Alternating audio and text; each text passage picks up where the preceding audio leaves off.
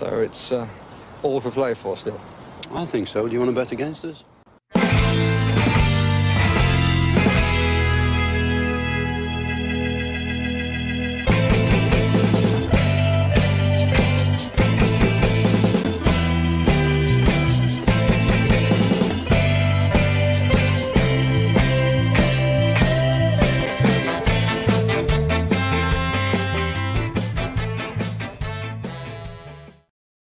Up the Villa is all I have to say after that. And contrary to popular belief, no, I haven't been drinking. I'm just really excited after that game. But I did crack open a can literally as soon as I got in here, and I swamped a good share of it, as you guys can see. I took a good Irish drink out of that that point after that, because I had to run an errand afterwards there to something to do at work tomorrow.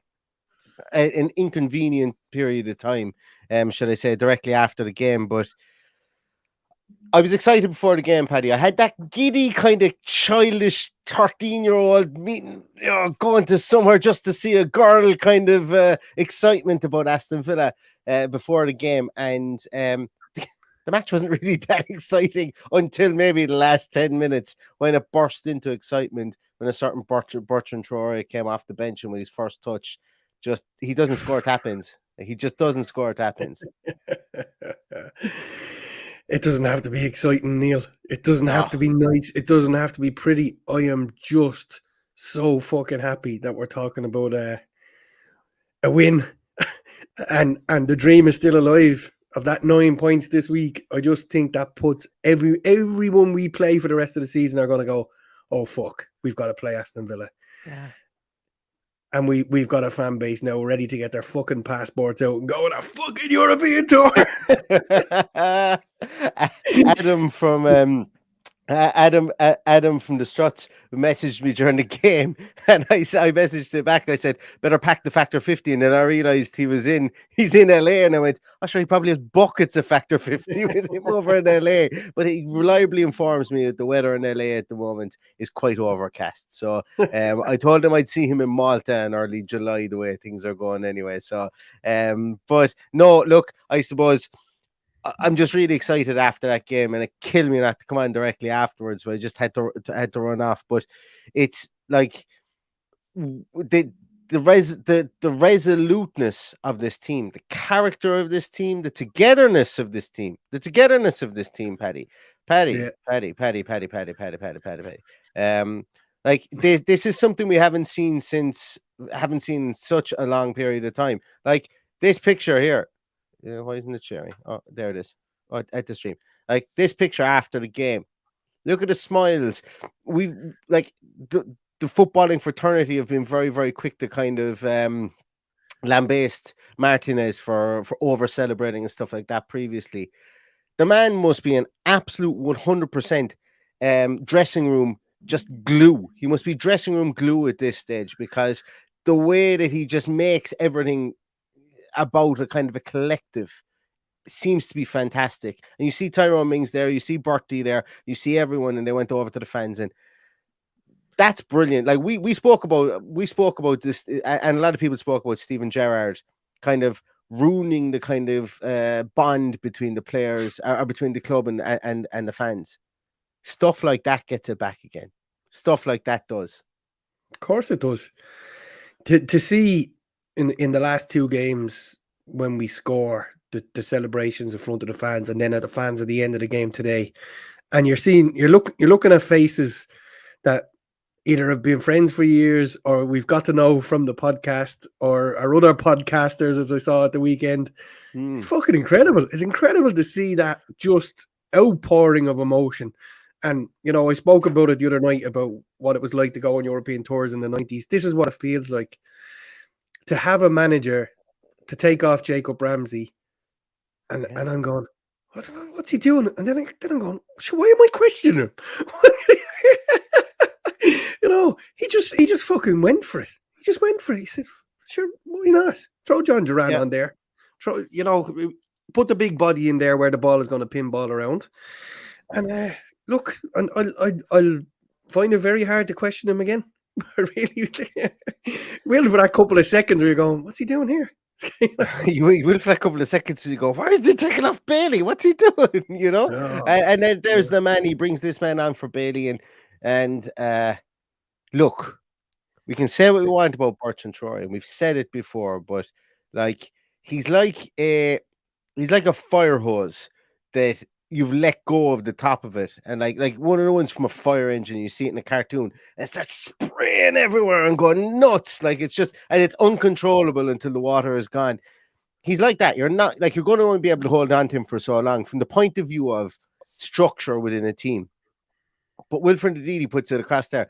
There is no like if that drops to Philippe Coutinho, that's probably still on its way to Villa Park from Leicester. You know, it's gone over the crossbar. The man is just like we go back to as well. We talk about and the theme of this is childish excitement. We spoke about John Duran not being able to hide his childish excitement because he's a young lad. Bertrand Traore is touching 30. He's still a kid at heart the way he plays the game. And we spoke about, you don't really want to take that away from anybody because it can be as much of a frustration as it can be a match winner. And we saw it become a match winner tonight. We saw it so beautifully against West Brom. Was it West Brom? I think it was. Yeah. Rolled it into the bottom corner. That goal against Chelsea from the corner where he ran across pretty much every Chelsea defender, left foot off the crossbar and in. He scores some brilliant goals, he really does. And he's going to annoy the hell out of us sometimes during the course of this year. But yeah, and that's fine. That's absolutely fine. But I knew when that ball broke and saw Bertie waltz onto it, I went, that's it. That's going in. That's exactly what went through my head. And it was just magic. Absolute magic. It was just a joy to behold. I'm delighted for him. He's probably been through a run of a bad run of time for himself, going out on loan, feeling, how's he ever going to resurrect his career? All of a sudden he's back and he's playing with a smile on his face. And you just gotta hope. Like I'd love us not to have to buy another player in that position. I'd love Unai to do a job on him that he's done with Ollie Watkins, that he's done with Jacob Ramsey, that he's done with Douglas Luiz, and giving them the belief in themselves. There's not one player out in that pitch. Well, sorry, there is one player out in that pitch who I believe doesn't believe in himself, but the rest of them, absolutely incredible. The belief, the joy in playing football is evident for all to see. And just enjoy it, drink it in, because this is a completely different type of nervousness than we've had to deal with for the last 12 years. It's magic. Yeah, we're up the top of the league. We're back to Martin O'Neill kind of placings within the league, and things can only get better. Imagine what it's going to be like next season with a run of pre-season and his own players in there. It's going to be brilliant. Absolutely.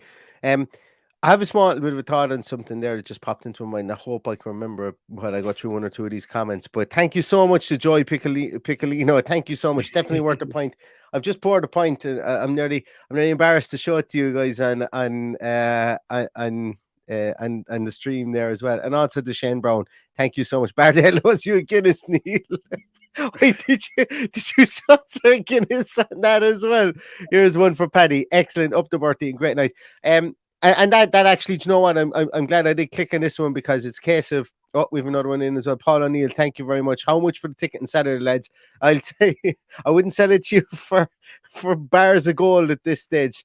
But incredible result by a team absolutely flying. Another Watkins goal, win against 10 men and a birthday stunner. Yes, winning against 10 men. Let's come back to that talking point in a moment, Paddy. But the reason I wanted to say this was, like, to my employer, if you were watching this right now, productivity is going to be low for the next 2 days because once again, going back to the youthful exuberance and youthful excitement is like, I'm like a 9 or 10-year-old who's going to do they make their communions at 9 or 10, 7 or 8, 9 or 10 here? So basically the last couple of days before you go on summer holidays and you're a kid and you're in school, that's going to be me for the next couple of days because, as I say, I know I'm going to get over to Villa Park this weekend. It could be a while before I get over there again. But Jesus, am I going to make the most of it? And I'm going over there on the backdrop of a brilliant run of form, a run of form that, realistically speaking, is up there with the Dean Smith run of form. that was in the championship. I know we're not up in the 10-game non-losing streak, but what are we on now? 6, 7, 6 unbeaten, I think. Yeah, 6 6. unbeaten. Yeah, could be It's wrong. great. I think I counted it before the match. It was 5, wasn't it? Yeah, it could be. It's either, yeah, it could be. But it's fantastic. Like, and Dan Bardell says, "I'm looking forward to meeting Dan. Neil Dummer getting a big European placing hug on Friday." Well, I'll tell you one thing, Dan. After the game on Saturday, we could be in the European places. Well, we're occupying the Europa League. I was messing with a Liverpool supporting friend of mine there a moment ago, and I said, Sky are going to be talking about the Europa Conference League as being the box office last day shootout. And it wouldn't be one for turn up for the books. Because look, there's a lot of teams shooting out for Europe at the moment now, because the disparity between the relegation battle and the top of the league is like, it's 2 leagues at the moment. It's like an A and a B league. Exactly. And remember when on the last day of the season, if it's a shootout, we're playing Brighton. It could very well be a shootout for that. Just thinking, Neil, I happened to turn on a podcast today because it was just playing in the background while I was working. Where's Paddy going with this? Paddy might have a gripe. Damn. I heard you announce on a podcast, somebody else's podcast, why you won't be going to Villa Park over the next while, but I don't think you've said it on this podcast. What was it? I have. No, I have said that I'm going to have. Yeah, so I'm about 4 weeks out from having another little sprog. So there's going to be another little Villa fan running around here. So I'll have my sound engineer and I'll have my lighting engineer running around here someday behind me, with the help of God, come soon. So yeah, so that's. I think I did. I thought I mentioned it here. I don't remember. Well, maybe I wasn't on when you said it. I don't remember you saying it, because I was going, geez, I thought Neil was keeping that a secret. What I might have done is I probably might have thinly veilingly alluded to it, maybe, or something, and then and I spent my point and didn't come out with it. But yeah, but it's exciting times here for the Love of Paul McGrath Towers. Anyway, that's for sure.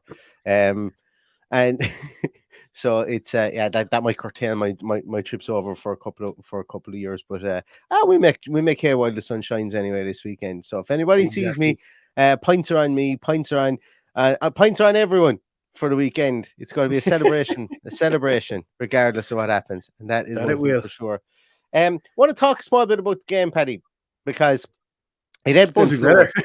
I suppose we better as right. Before we do, Philly D is after popping in there. 9 cup finals left. Would you bet against us? Exactly. The entrance music to the podcast is you want to bet against us, and I think that, look, that's pretty apt for Unai Emery at the moment, and for this team as well. Where is it? If it's a boy, it's a boy. If the name of Unai already vetoed on that one. It's our. Well, Unai is Una with an I at the end of it, so I think Unai might actually be Irish as well. You have a girl's name sorted anyway. Exactly. Yeah. Una, if it's a girl's name. But the game ebbed and flowed today. I think it ebbed and flowed. Like, I always have Villa were in control of the game. But Leicester decided for about a 10-minute period that they had found a weakness in the Villa team, and we discussed it in the team sheet, Tantrum, Paddy, that they were going to overload that left-hand side, their left-hand side, our right-hand side, and they did.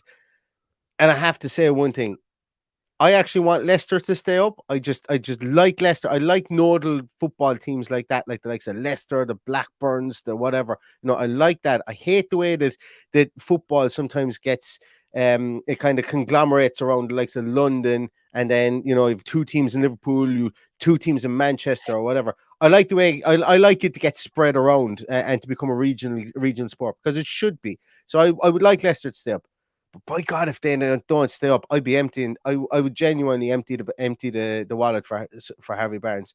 He's he's a very, very good footballer, and I think in a team like that, in a team like ours, I think he'd even blossom even more.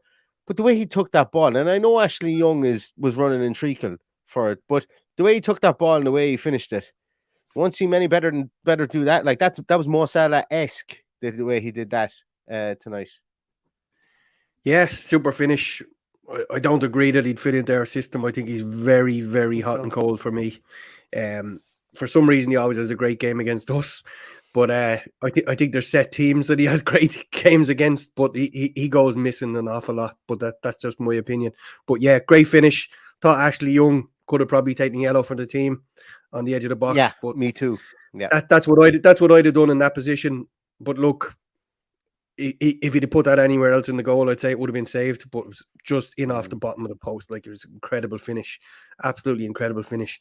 And look, they other than that, they didn't look. Other than that period of time, they didn't look like they're going to break us down in any way, shape, or form. I thought we managed the game well, and we managed the pressure well. We were a little bit sloppy on the ball, I thought, at times. yeah. I'm putting that down to tiredness, and that's going to be very important over the next few days to manage our rest, to get ourselves right for the weekend. Because maybe next year we'll have to worry about midweek games all the time. Yeah, and look, we're kind of saying that we're saying it in hope more than expectation, and tongue in cheek, and excitement. It is like tongue in cheek. It's really nice to not have to worry about what's behind us. Yeah, like with 9 games to go, we're in with it. We're in with a shout at Europe. If we don't get there, there won't be any tears when we play Brighton on the last day of the season. I think it's a season that we need to celebrate. And do you know what I'd love to hear from the crowd on the last day of the season? A little rendition of "Are you watching Slippy G?" Just to rub his fucking nose in it. To make a statement that Chelsea should be coming wiping the floor with us. What the fuck is going on? Like, what manager did he learn that kind of talk off? It's absolute madness. Do you know what, Paddy? I was going to try and brush on past that, but do you know, in fairness, I wonder what manager did tell him. Like, no, there was never a manager that ever told him. And if a manager did say that, he would have been on the way to Melwood the next day going, "Get this lad out of my club."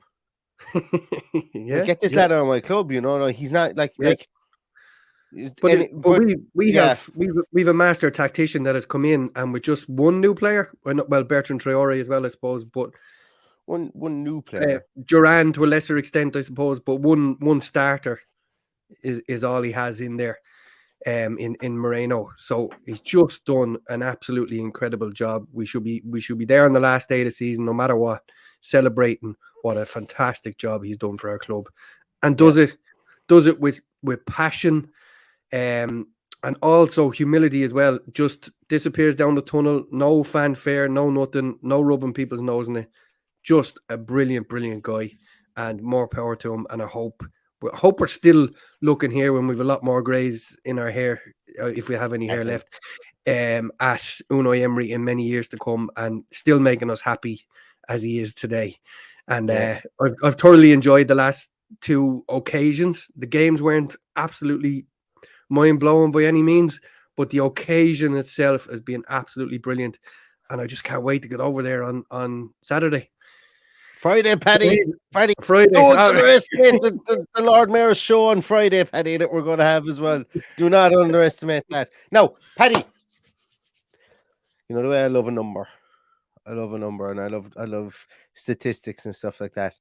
I told you this one beforehand, so for transparency's sake, transparency sake, we're going to go down through the passing numbers for Aston Villa's midfield today.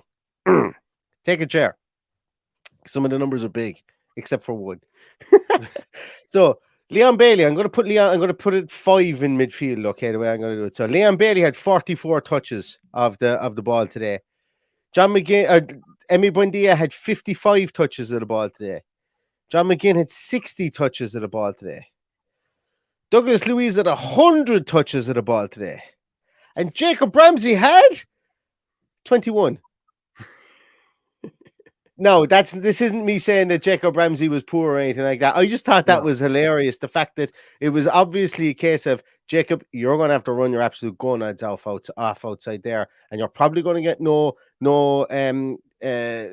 praise for whatever you do tonight. And yes, I thought he was a bit off in comparison to. I thought against Chelsea he was fantastic. I thought he really was brilliant against Chelsea, and he was taken off at one stage tonight. But I just thought I thought that was it was a bit of a disparity there for him. I thought it was funny when I watched it. But those numbers of touches from midfield are completely different to what we saw under. We'll even go back as far as Dean Smith. We didn't see those numbers under Dean Smith. We didn't see those numbers under Steven Gerrard. And the reason we didn't was because our midfield didn't have the confidence to be able to pass it around amongst themselves. You even go back the lines as well. Alex Moreno, 72 passes. Kanza, 101. Mings, 100. Touches. Moreno had 72. Kanza had 101. Mings had 101. Young had 79. Now, Paddy, we move over to the Leicester team. The highest amount of touches on the Leicester team was Namplas Mendy with 50. So, this Aston Villa team has gone to the King Power Stadium. They've gone away from home, which is something we've never done. I would say not since the days of Brian Little or maybe even John Gregory. Even Martin O'Neill, we weren't comfortable with the ball as such.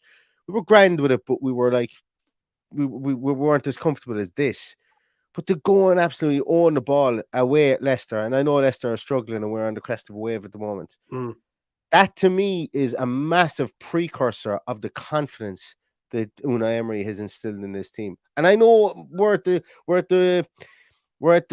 how would I put it? We're at the risk of every single podcast becoming a I love Unai Emery more than everybody else podcast, it's like you celebrate your wins. If you don't win, if you win, you should celebrate it. And I said it beforehand that, being a Villa fan and my mates being United fans and Liverpool fans or whatever, and they would only celebrate when they won the league or whatever. And I'd celebrate when we beat Fulham 2-1 and when we went in off fucking Alberto Solano's arse or something like that. That's where we are, and that's the beauty of football. But those numbers do show the difference in the change of philosophy, the change of style, and change of confidence, I think, within the team. Well said, Neil. Well said. With 65% possession, I understand a lot of that would have been in the last 20 minutes when they were down to 10. All the stats are great, brilliant, but the one thing that matters is that we ground out this result. It wasn't without a little heart-stopping moment of a penalty being awarded. But I'd love to know what he saw that he was booking Ollie Watkins for it. And the next thing now, Paddy, is does Ollie Watkins still keep that booking? No, he took it off him. He rescinded How come they didn't take Douglas Luiz's off him for the Southampton game? Oh, because he booked him for the foul, whereas Douglas Luiz is booked for dissent, maybe. Dissent, I'd say, yeah. That's a mad game when you have to do something like that. He did rescind it. It was the first thing he did when he came back onto the pitch because I was roaring at the TV, and sure enough, he did actually rescind it. But when you saw it slow down, it was nowhere near a penalty, and he looked embarrassed when he stepped away from the telly. He stood there and watched 4 or 5 when he surely knew after one replay, like the rest of us did, this is not going to be given. And then, of course, if he has to stand over his decision, he's going to have to stand there and be literally talked out of it or look like he's being talked out of it. But look, it's fine. We got away with one there. Well, we didn't get away with one. It wasn't a penalty, but that's what VAR was for. That's what it was brought in for, not drawing lines that are a millimeter apart. That's properly what VAR was brought in for, and probably one of the first times we've seen it work for us in that way. Yeah, absolutely. Bogdan says Siobhan Ahern finally mentioned this in Sky Sports News with incredulity. I like Siobhan. And I've actually been trying to get her to come on the podcast just because of the fact she's Irish. And but it is great that we're getting mentioned. I know we're only 3 days out from talking about going under the radar, but I think this team is okay with Like, you look at the likes of Emi Martinez in that team. You look at, like, there's a couple of swaggery type guys in that team. They're not shrinking violets, should I say?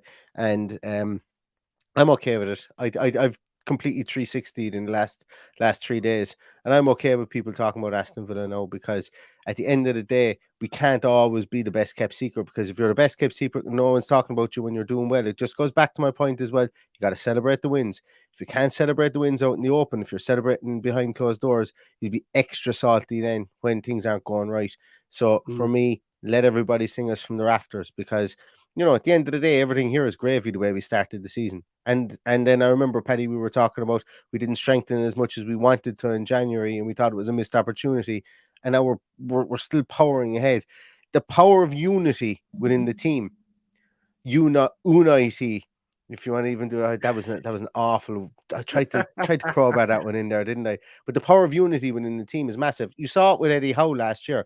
I read a statistic. I heard someone say it. I think I might have heard. I think it might have been Bardell or it might have been Omar that said it because I was listening to it in the car when I was driving, listening to the Villa View. I think they said that Unai Emery has more points after 15 or 16 games than Eddie Howe did after those 15 or 16 games when he went on his historic run last year. Crazy stuff. Take that into account. Yeah, it's brilliant. It's absolutely excellent.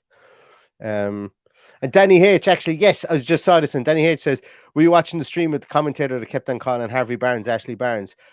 That was Glenn Hoddle. I'm almost certain that I think it was it Hoddle? I think it sounded like Hoddle. And I kept on saying, yes, it's Harvey Barnes, not Ashley Barnes, because there's no way Ashley Barnes had that turn of pace. But I think it might have been Hoddle. Was it not Tony Gale, no? Was it not Tony Gale? Could have been. I thought it was Tony. I didn't mind him. Apart from that, I thought he was pretty fair. Like he called fouls. He called fouls. He said when there weren't fouls, and he was, I thought he was a pretty good commentator. He was pretty okay. He was like a fella down the pub, but he was pretty okay.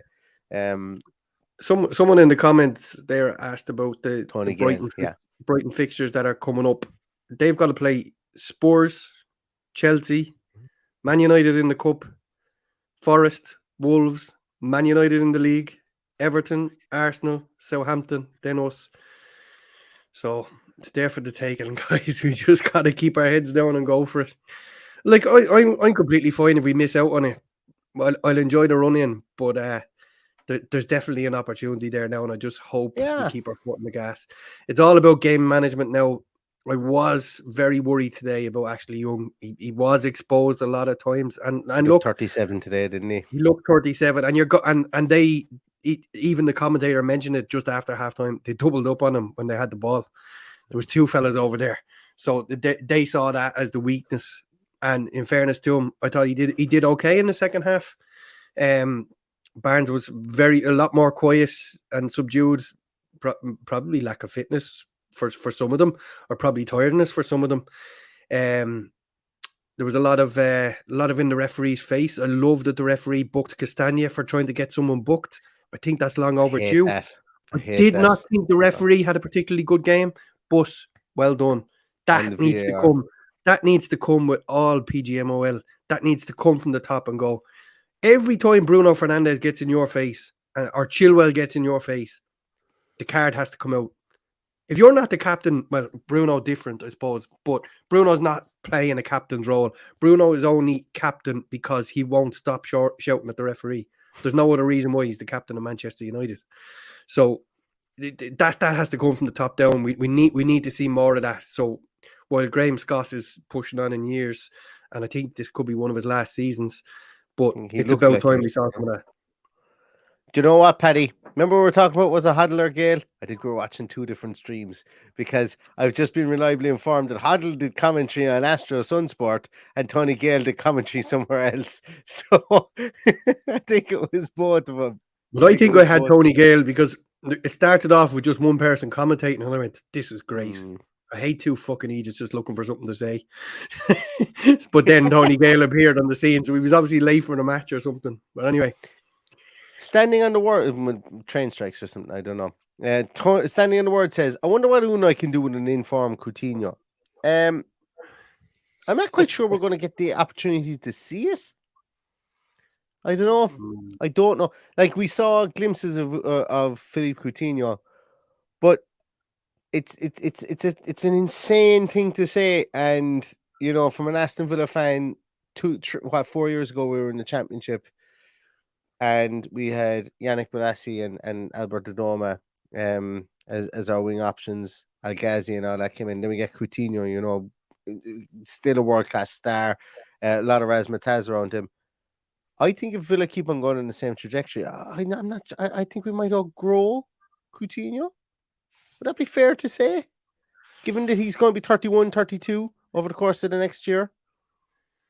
Coutinho is our make weight for conclaves. There you heard it. That's one. So what are you trying to say? Are you saying like 25 million or 30 million in Coutinho for Gonçalves? Yeah. Done and dusted. Off the Signing up. Sporting Club de Portugal for Coutinho. And you know, Sporting Club de Portugal. And you know what? Be a great move because he still gets European football or close enough to it. Yeah, he will get European football. Be playing in a really good team. Be playing in Portugal. He speaks Portuguese. Being Brazilian, being a Brazilian player, and he gets European football. Yeah, what's not to enjoy? Who says no to this? Probably Philippe Coutinho, but who says no to this? I said this to you a few weeks ago, but now it seems as good time as any to say it. Paddy, I've done acting classes. This is me doing my surprise. This is the first time I've ever heard you say this. But yeah, I think so. There you go. I think it sounds good to me. It sounds good to me for sure. Good deal for both teams, I think. Yeah, I think it is a good team. A good deal for both teams. But it's I think look, we won't get into the transfer market stuff and everything like that. We won't get into that because there'll be plenty of stuff like that to come. We didn't even talk about Ollie Watkins' goal. Ollie Watkins' run for that goal is teaching material. Like that's exactly how you teach people to move around two centre halves. I thought it was absolutely excellent. He was onside, and neither of the two centre halves had an absolute notion where the hell he was going. That was brilliant. Did he know himself? Did you see? I would expect nothing less from you, Paddy. I would expect nothing less. Did you see the replay from behind the goal? I saw all the replays. Yeah. So it's the spin on the ball which takes it into the bottom corner. It was actually spinning out wide, but the spin on the ball brings it back in. Fair play. Brilliant goal. What he was doing. Brilliant goal. He took an awful lot of touches very quickly. I was going, hit the fucking thing. But he got there. Got it in the back of the net. That's all you want him to do. 6-6 now. How bad is that? 6 in 6 away games. Incredible stuff. Did I read somewhere that Dwight York has the record of 9 away goals over a season, I think is the record. Watkins is 6-6 away now. What's his record for the year? Does he have more than 6 away goals for the year? Oh, he must have got one or two of the early ones away from home. I honestly can't remember. It's a guess one. We must look into it because, as I said, it would be another record to break, in a season whereby we're like it's pretty much been a truncated season, really, when you think about it from Aston Villa point of view, because it's really been a turnaround since November. But that would be amazing. And look, yeah, as I say, it's one of those great. I thought his run was absolutely fantastic. The way he got in between the two centre halves was brilliant. Bundia's ball was excellent as well. Have to say Bundia's ball was excellent. Do you know what? They didn't slow it down to see exactly where it touched Buendia on his body, but the referee was 5 yards away watching him control it.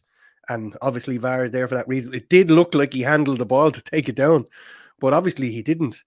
But he took it down. Brilliant ball. That's what Buendia does. He can drift in and out of games, but he can turn that little bit of magic into a great pass and ultimately win the game for you. You know, it's important. It's 7 goals away from home. Away from home. Okay. 7 away from home. So 2 more. How many away fixtures do we have? I'll look up that while you fill time, Paddy. We've upset somebody in the comments, Neil. Well, it's probably me. Everyone's entitled to their own opinion. It's grand. We have Brentford, we have United, we've Wolves, we've Liverpool away from home. Brentford, United, Wolves, Liverpool, away from home. Yeah, tough fixtures. All tough fixtures. Brentford fighting with us. Wolves obviously still in the mire. United and Liverpool, you know what you're going to get. It's going to be tough, but all good. Yeah, I'm just trying to think. Like, could he get 2 goals during that period? I think he might. Possibly. I don't think he's going to get 3 goals in that period. Well, maybe might score 2 and 1. Might score a hat trick against Liverpool. He's, Again. again, yeah, he's done that before. Has he But scored like, a hat trick since? I don't think any of our players have scored a hat trick I since. don't think so either. No. Yeah, we've been so up and down in form. But he's like as I said, 3 seasons in a row getting into double figures. One of only 6 Aston Villa players ever to do it. Is a fair return for him. I want him to go and break his 14 goals that he got in the first season we were up, and I want him to go from strength to strength. But it's interesting now that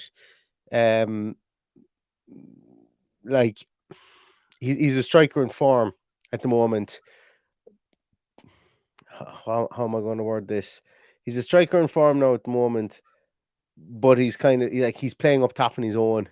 As we see it, and I wonder will he get like it's going to take a lot of scouting with regards to how this team goes to keep him still firing goals in and get the right partner for him. That's what I'm trying to say.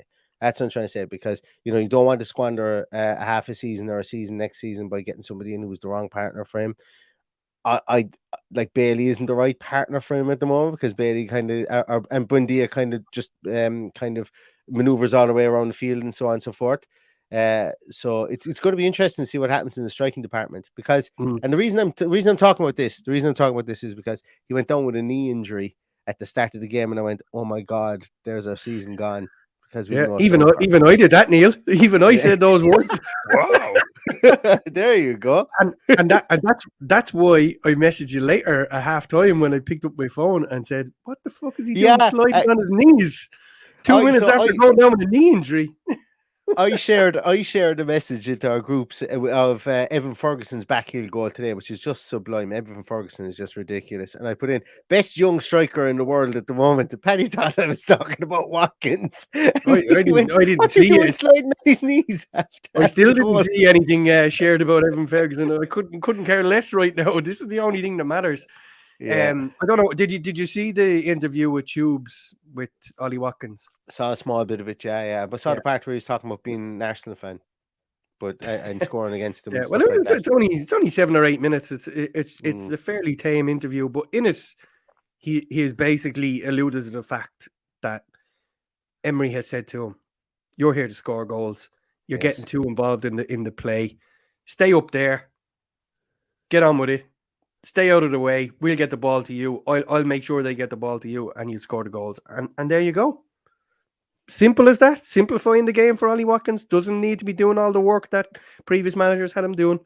It's fine. That's all you got to do. Stay there, score goals, which is what I always wanted from Ollie Watkins. He was never scoring enough goals for me. Now he is. Happy days. So, Neil, to celebrate, right? There's been a lot of people without tickets this weekend, and I have a spare ticket. So I didn't know this was happening. You didn't? No, it just came into my head because happening. we've done this before. Now, the only downside is if you were successful in getting this ticket, you've got to stand beside me in the whole tent. But if someone wants the ticket free of charge, my son's season ticket, we'll upgrade it to an adult. If it's obviously we'll have to upgrade to an adult because I'm not bringing a child to the match, someone else's child. But if somebody wants to go to the match, send a message on Twitter or Instagram at Villapaddy, email address villapaddy82@gmail.com, and we run a little competition, Neil, and see how it goes. Just tell me how much you'd love to go to the match, and we'll do a draw. Yeah, that's all you got to do. Tell Paddy how much you'd love to go to the match, and we'll do a draw. And and bring your plugs. And don't be offended by me shouting and cursing at the match because I can't deal with that. Like, no, from the stream. Imagine how bad he's going to be in real life. But there you go. Somebody says give it to him. I know. Look. And that's fair enough. Look, as I say, we often come away afterwards and go, "Oh my God, I swore too much in a podcast as well." But look, it's all about emotion. Football's about emotion, and at the end of the day, we're friends. We're not doing it to we don't come on here and script swearing. We don't come on and have faux outrage, or we're not an Arsenal fan TV whereby we're trying to get clicks or anything like that from this. Yeah. This is genuine outburst of emotion, genuine outburst of happiness, because tonight is a happy podcast.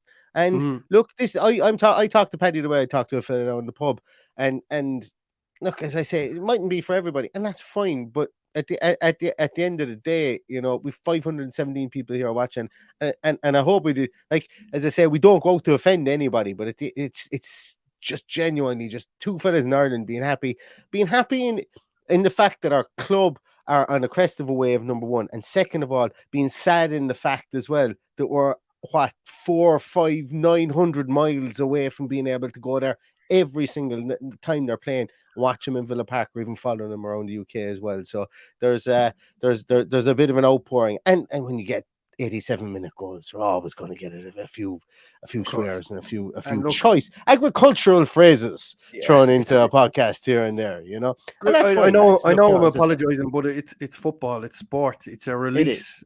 and I'm sorry That's if it, yeah. I offend someone And, with and we're offend not someone. making. Apologies, but it's just the way we are. We're not doing this for theatrical effect. We're doing this because that's the way we are. I know, and as I say, and the reason we're bringing it up is because we've spoken about our swearing on the podcast a small bit recently as well, because I've gotten a couple of emails from YouTube because maybe once or twice at the start of a podcast I've thrown a few fucking brilliant Villa or after winning or whatever, and next thing YouTube have gone, oh, you can't do it in the first 7 seconds of a podcast. So we've referenced it before, but emotion is emotion, guys, and it's great. But look, as I say, I'd never give out. If someone was to come along and say to me, you swear a bit in the podcast, I go, hold my hands up. Absolutely do. I do apologize, but at the end of the day, we don't script anything. It just flows out of the mouth, and we're not professionals at the end of the day. And we just love Aston Villa. We love Aston Villa, and we love the crack that it brings as well.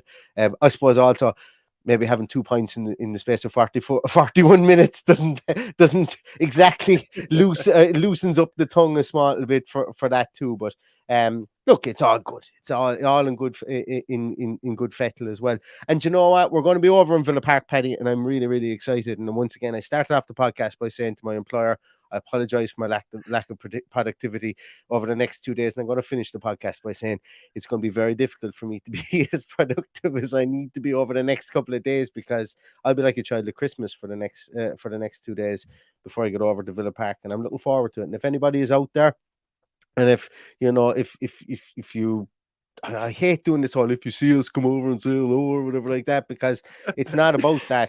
But if you're in the social, if you're in the Sacred Heart, if you're wherever you are before the game, absolutely, it's great crack, and I'd love to be able to put faces to names. Essentially, is what it is, because I imagine that someday that some fella comes up to me and goes, I'm RS572761 on YouTube, and I'm going, yeah, you look like an RS572761. So it's a bit of crack, it's a bit of crack like that. Paddy, have you anything to finish up with before we go? No, very little. Nope. I'm just a happy man. As I said, we'll reiterate that if someone wants to go to the match, it's at Villa Paddy on Instagram and Twitter, or villapaddy82@gmail.com. Just stick your name in. You stick your name in for them. Make sure you have a fan ID, and I'll do a draw. I'll allow people listen to this tomorrow, and we'll do a draw maybe tomorrow night or Thursday morning, and we'll get back to you. How's about we do the draw on the... Hey, how's about this? Friday. No, because Friday will be a bit too close to the game. I need to give them a chance to turn up. Yeah, we have to do it on Thursday. So yeah, we'll do it on Thursday. We'll do something on Thursday to do a bit of a draw. Yeah, so if you want a ticket to the Forest game at the weekend, follow whatever instructions Paddy gave there. We'll put them up. Paddy, send them on to me. We'll put them up on Twitter, or you put them up on Twitter, and I'll retweet it. How's about that? And then Paddy picked. No, not putting it on Twitter. Put it for the people who listen to or watch the podcast. Put it for the people that listen to the podcast and watch the podcast. Exactly. That's keeping it real. Keep it for the people. Excellent. So if you didn't hear it, rewind back and listen and pause it, and to see what Paddy said. But listen, it's fantastic. It's right. Like as I say, it'll be great for somebody to get to the game at the weekend. And if you want to go, just follow the instructions that Paddy gave you. Listen, we're going to leave it there. It's 11 o'clock at night here in Ireland. We're going to let everybody get to bed. Fantastic win for Aston Villa. We're on the up and up.